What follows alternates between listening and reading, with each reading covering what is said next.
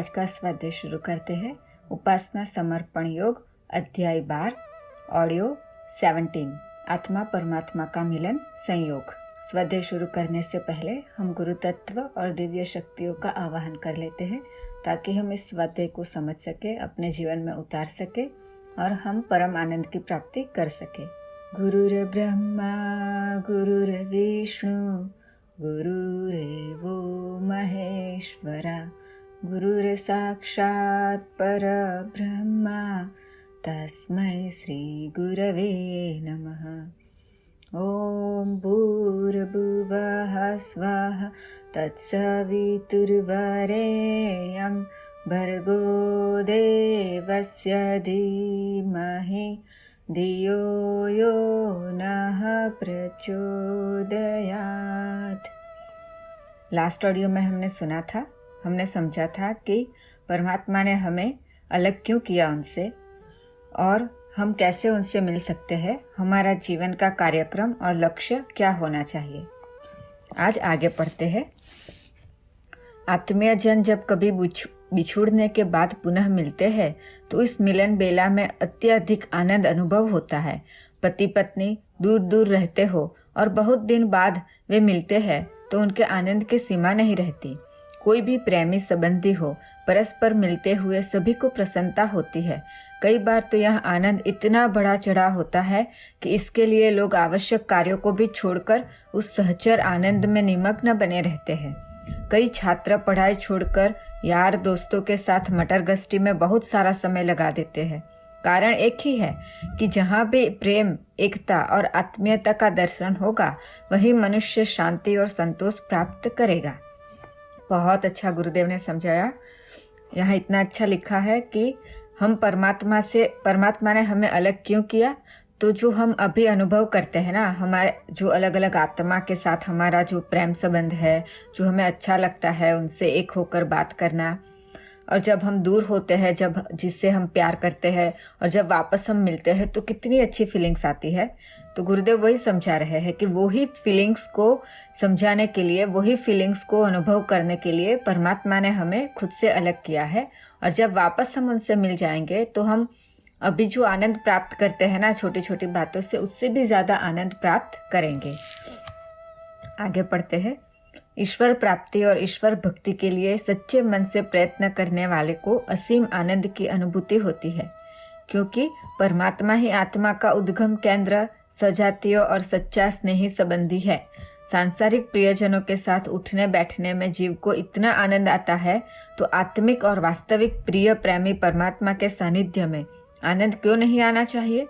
जिनका मन उपासना में लगता नहीं या जिन्हें आनंद नहीं आता, समझना चाहिए कि इन्होंने उपासना के तत्वज्ञान, आदर्श और विधान को अभी समझा ही नहीं है। पूजा का कर्मकांड तो करते रहते हैं, पर उपासना में आनंद की अनुभूति उन भावनाओं पर निर्भर रहती है जो दो बिछुड़े हुए को जोड़ने के लिए आवश्यक है।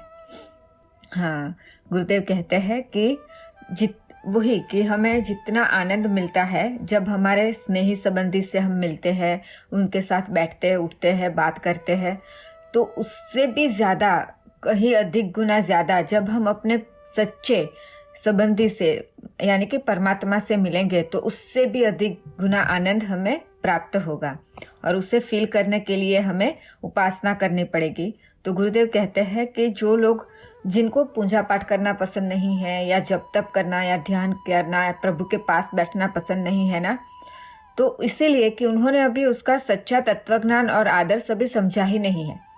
उन्होंने अपने अंदर से भावना से समझ के कभी प्रभु के पास गए ही नहीं है, इसीलिए उनको वो फील नहीं होता। जब हम सच्चे दिल से, सच्ची तरह से उसको समझकर उपासना के लिए बैठेंगे ना, कि हम क्यों बैठ रहे हैं उपासना के लिए, हम प्रभु के पास क्यों जा रहे हैं, तो अगर हम फील करने लगेंगे ना तो हमें पसंद आने लगेगा। उसके बाद कहीं और मन नहीं लगेगा। जैसे अगर हमें किसी को अल्कोहल की या कोई ड्रग्स का नशा चढ़ जाता है ना, तो वो पूरा दिन कहीं भी रहे लेकिन उसका मन वहीं पे रहता है, क्योंकि वहां उसको बहुत आनंद मिलता है, एक अजीब प्रकार की खुशी मिलती है उसको लेने के बाद। तो जब हम सच्चे दिल से, भावना से प्रभु के उपासना करना स्टार्ट कर लेंगे ना, तो उनको जैसी फीलिंग्स होती है ना, हर दिन बस उसी में मन लगा रहता है कि कब टाइम हो और कब ड्रिंक करे, कब टाइम हो और कब जाके ड्रग्स ले ले। तो वैसी ही फीलिंग्स पूरा दिन हमें रहेगी कि कब जाके प्रभु के पास बैठ जाए, कब जाके उनसे मिल जाए, कब उपासना का टाइम होगा, कब हम बैठेंगे। तो ये फील करने के लिए हमें अंदर से, दिल से समझना पड़ेगा कि उपासना क्या है और उससे क्या फील होता है। आगे पढ़ते हैं। इस लेखमाला के अंतर्गत इन पंक्तियों में तो इतना ही बताना है कि इस संसार के जड़ चेतन प्रत्येक पदार्थ का कार्यक्रम वियोग दूर करके संयोग का आनंदमय मिलन प्राप्त करना है। धातुओं की खानों का पता लगाने वाले अन्वेषक मिट्टी में मिले हुए धातु कणों की चाल और दिशा का हिसाब लगाकर यह निर्धारित करते हैं कि यहाँ से कितनी दूरी पर, किस दिशा में, किस धातु की कितनी बड़ी खान होनी चाहिए। बात यह है कि मिट्टी में हर धातु के कण मिले होते हैं। वे कण सूक्ष्म आकर्षण शक्ति से खींचते हुए धीरे धीरे अपने आप किसी दिशा में सरकते रहते हैं। धातु की बड़ी खान जहाँ होती है वहां से अपने सजातीय कणों को खींचने की एक चुंबकीय विद्युत धारा काम करती रहती है। उसी के खिंचाव से धातुओं के कण अपनी अपनी जाति की धातुओं की ओर सरकते चले जाते हैं और उनके इकट्ठे होते रहने से खानों में धातुओं की मात्रा निरंतर बढ़ती रहती है। कितने अच्छा उदाहरण से समझा रहे हैं, हमें तो पता ही नहीं था कि ऐसा भी होता है। तो गुरुदेव कहते हैं जैसे मिट्टी में बहुत सारी धातु अलग अलग होती है, तो उनका कहना है कि जैसे जो भी धातु मिट्टी में मिली होती है ना, उसी के जैसे धातु अलग अलग जगह पे होते हैं। तो जिस तरह की धातु मिट्टी में होती है ना, तो उसी तरफ उसका आकर्षण रहता है और वो धीरे धीरे आहिस्ता आहिस्ता सब इकट्ठा हो जाते हैं और एक जगह पे बड़ी खान बन जाती है।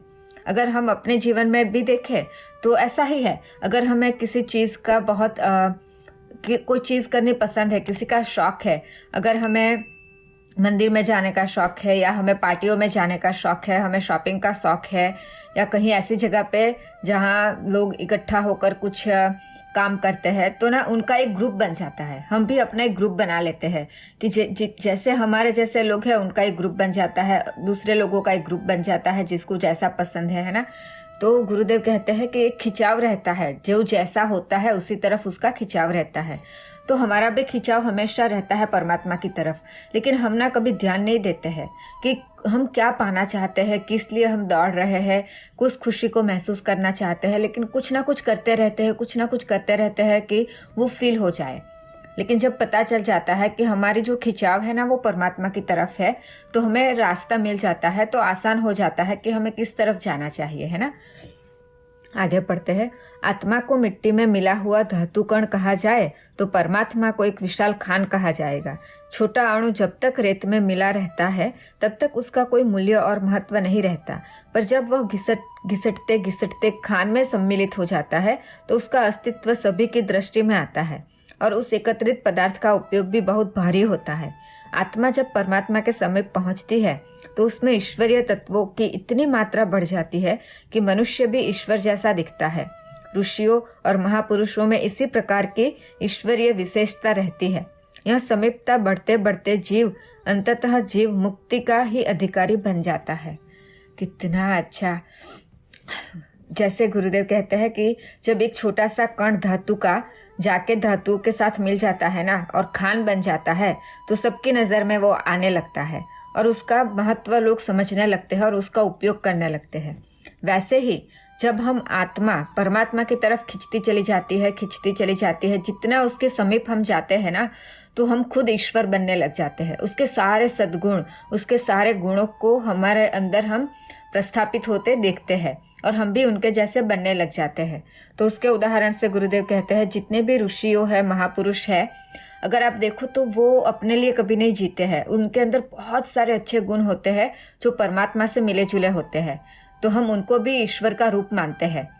तो अगर वो भी तो मनुष्य है हमारे जैसे, उन्होंने कैसे अपने अंदर इतने सारे अच्छे गुण डाल दिए, ऋषि बन गए, महापुरुष बन गए, तो हम भी तो बन सकते हैं। उसमें और हम में क्या डिफरेंस है? बस उतना है कि उनको ज्ञान मिल गया था कि किस तरफ जाना था और उन्होंने अपनी पूरी शक्ति, पूरा समय उसी तरफ, उसी मार्ग पे चलने में लगा दिया। उनको अच्छा लगे कि ना लगे। शुरू में शायद हमें पसंद नहीं आता है, लेकिन जब उसका सच्चा तत्व ज्ञान मालूम हो जाता है और हम उस रास्ते पे चलने लग जाते हैं ना, तो अच्छा लगने ही लगता है। कुछ ही दिन हमें ऐसा लगता है कि अच्छा नहीं लग रहा है। तो जैसे ऋषि और महापुरुषों ने अपना समय, अपना सारी एनर्जी जिस दिशा में जाने के लिए लगा दी और जो उन्होंने पाया वो हम भी पा सकते हैं। हम भी ऋषि बन सकते हैं, हम भी महान पुरुष बन सकते हैं, हम भी मुनि बन सकते हैं और भगवान जैसा उनके समीप जाके उनके जैसे सारे गुण अपने अंदर ला सकते हैं। आगे पढ़ते हैं।